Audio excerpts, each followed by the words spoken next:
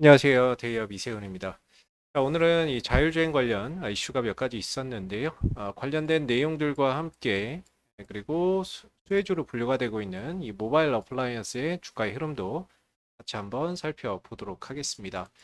자, 테슬라의 사이버 트럭이 드디어 이제 FSD 완전 자율주행을 활용할 수 있다라는 소식이 전해졌죠.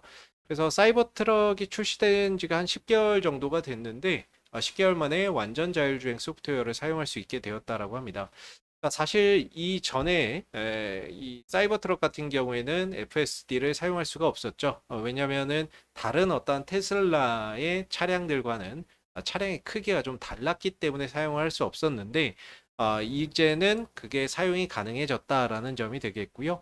10월에는 버전 13이 출시가 될 예정이고 또 일전에 나왔던 내용이긴 합니다만은 내년 25년도 1분기에는 중국과 유럽 쪽의 FSD 소프트웨어를 사용할 수 있을 것이다라는 소식까지 또 전해지게 되면서 오늘 자율주행 관련주들이 전반적으로 상승하는 모멘텀이 되지 않았나 싶습니다. 물론 이런 이제 긍정적인 이야기들, 호재성 이슈도 많지만 사실 좀 부정적인 이야기도 최근에 좀 나왔었던 부분이거든요. 다만 이런 이슈에 종목들이 크게 뭐 반응을 하지는 않았는데 그래도 우려되는 대목에 대한 기사도 한번 같이 좀 보고 가도록 할게요. 최근에 테슬라의 완전 자율주행 소프트웨어 의심스럽다라고 AMCI 테스팅에서 발표를 했다라는 점인데요. 독립자동차 연구기관인 AMCI 테스팅에서는 이번 테슬라의 어떤 완전 자율주행 소프트웨어가 좀 의심스럽다. 그리고 로보택시 운영이 안전하게 이루어지기 위해서는 여전히 추가적인 개선이 필요하다라고 밝혔던 점이 되겠습니다.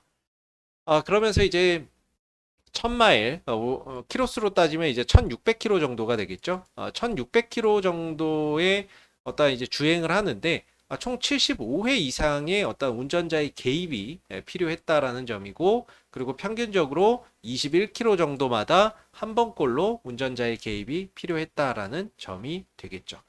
그래서 뭔가 이제 그 인상적이다. FSD 소프트웨어가 인상적, 즉 FSD 소프트웨어가 거의 완벽에 좀 가까워지기는 했지만 여전히 부족한 부분들이 남아 있다라는 점이 되겠고 뭔가 주행 거리가 길어지면 길어질수록 운전자가 오류 모드를 경험할 가능성이 높다라고 지적한 부분이 되겠습니다.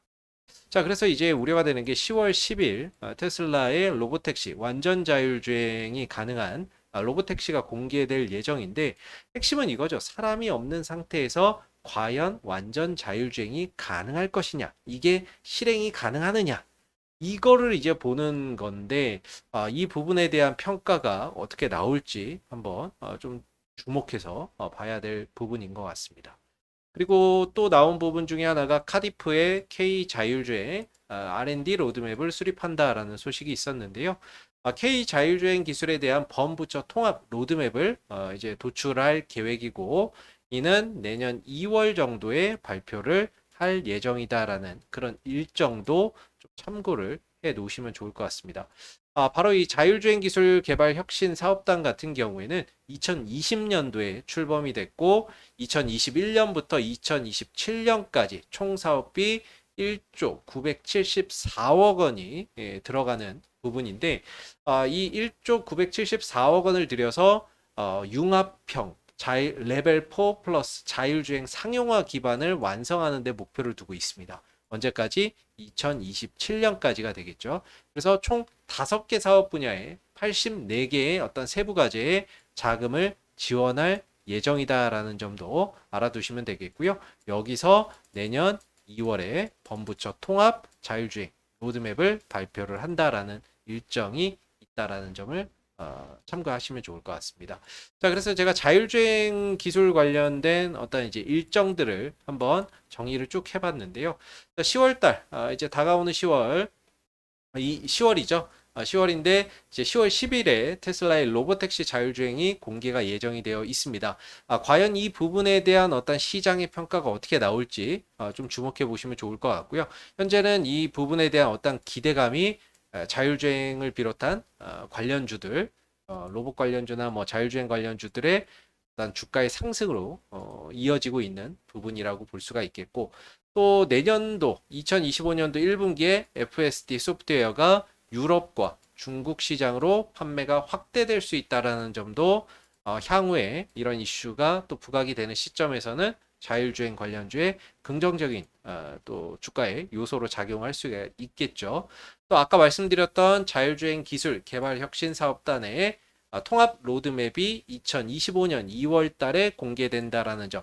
이 일정과 이 일정이 얼추 조금 비슷하게 나올 수가 있거든요. 그래서 이런 이슈가 나왔을 때 또 자율주행 관련주들의 어떤 상승으로 이어질 수 있다라는 점도 참고해 보시면 좋을 것 같습니다.